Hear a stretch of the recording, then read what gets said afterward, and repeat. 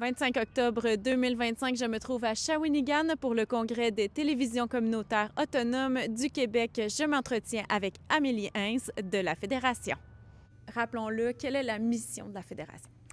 La Fédération sert à regrouper, rassembler, faire de la concertation entre ses membres, leur permettre d'échanger. Puis c'est un peu à ça que ça sert le congrès annuel parce qu'on est étalé partout au Québec, évidemment. On n'a pas l'occasion de se rencontrer souvent. Le congrès, c'est une de ces occasions-là. Donc, c'est vraiment le fun de pouvoir voir les autres personnes qui font la même job que nous autres dans d'autres régions, d'échanger sur les bonnes pratiques, de partager les bons coups ou les inquiétudes pour essayer de trouver des solutions ensemble.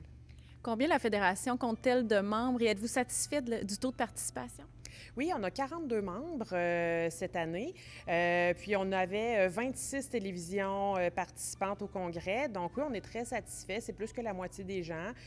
Donc oui, on est très content parce qu'on comprend qu'évidemment, en couvrant tout le Québec, c'est pas tout le monde qui peut se déplacer. C'est normal. Là, ça se passe en une seule fin de semaine. Donc quand il y a des imprévus, on ne peut pas contrôler ça. Donc oui, 26 sur 42, c'est très bon. Rappelez-nous, en quoi est-ce important, en quoi est-ce encore essentiel la mission des télécommunautaires de nos jours? Bien, c'est essentiel parce que dans plusieurs régions, la télévision communautaire ou les médias communautaires en général, c'est les derniers médias sur les territoires. C'est eux qui couvrent les nouvelles locales. Il n'y en a pas d'autres qui font ça. On est implanté dans nos milieux, on connaît nos milieux, on sait ce que les gens veulent voir, entendre. On permet aux gens de se voir et de s'entendre à la télévision. On rapporte qu'est-ce qui se passe dans nos communautés. C'est crucial, je pense, pour la démocratie. Comment est perçue l'arrivée de nouvelles télévisions à la Fédération? Est-ce qu'il y en a encore qui sont créées? Oui, il y en a encore qui sont créées. On a des télévisions qui sont encore assez jeunes. La plus jeune, je crois, 4 ou 5 ans, Télécœur, au centre du Québec. Oui, on devrait accueillir des nouveaux membres prochainement. C'est toujours une excellente nouvelle. Moi, je trouve que c'est vraiment... ça démontre, en fait, que les communautés veulent avoir des nouvelles locales, veulent entendre parler d'eux puis se voir. Fait que pour moi, c'est toujours d'excellentes nouvelles parce qu'on a besoin de ça. La société a besoin d'être informée. Tu as besoin de savoir qu'est-ce qui se passe chez vous pour développer ton territoire, développer des sentiments d'appartenance dans tes communautés. Fait que c'est toujours d'excellentes nouvelles pour moi.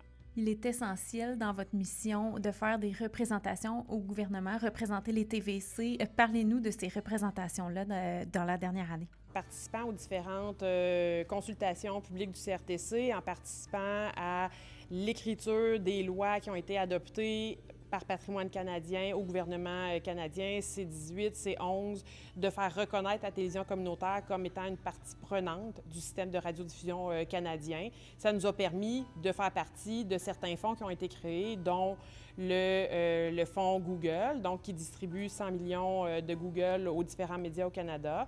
La Fédération fait partie du conseil d'administration du collectif qui gère cet argent-là. Nos membres reçoivent une partie de ces argents-là. On fait aussi partie du programme de journalisme local, l'Initiative pour le journalisme local, l'IJL. On a maintenant 14 télévisions qui vont recevoir un journaliste financé par ce programme-là dans les prochains jours, ça s'en vient. Donc ça, c'est le genre d'avancée qu'on fait. C'est un travail qui est extrêmement long. C'est souvent long avant d'avoir des résultats. Mais quand on a les résultats, c'est extrêmement satisfaisant, puis on est vraiment content que ça arrive enfin vers nos membres. Le travail n'est pas terminé, on va continuer là-dessus. Ça continue à se mettre en place. Les lois au CRTC, on risque de comparaître encore devant le CRTC après les fêtes. On attend juste qu'ils partent la nouvelle consultation pour aller chercher une partie de l'argent des entreprises en ligne, en fait, pour qu'ils financent le contenu canadien. Donc, on attend de voir là, où est-ce qu'on va pouvoir s'insérer là-dedans. On est souvent le dernier endroit où, dans les communautés, il y a de l'information locale qui est produite, qui permet aux localités d'être informées sur ce qui se passe chez eux. Au niveau politique, c'est extrêmement important. On va continuer à développer, en fait, les services qu'on offre aux membres. On a des nouvelles personnes dans notre équipe qui vont travailler sur des projets, surtout au niveau du numérique, mais peut-être aussi de soutien au journalisme chez nos membres. Puis on va inviter le nouveau conseil d'administration qui vient d'être élu à se demander où il voudrait aller pour les prochaines années. Donc, faire une nouvelle planification stratégique pour justement définir les orientations là, qui vont nous aider, nous, à travailler dans les 3-4 prochaines années.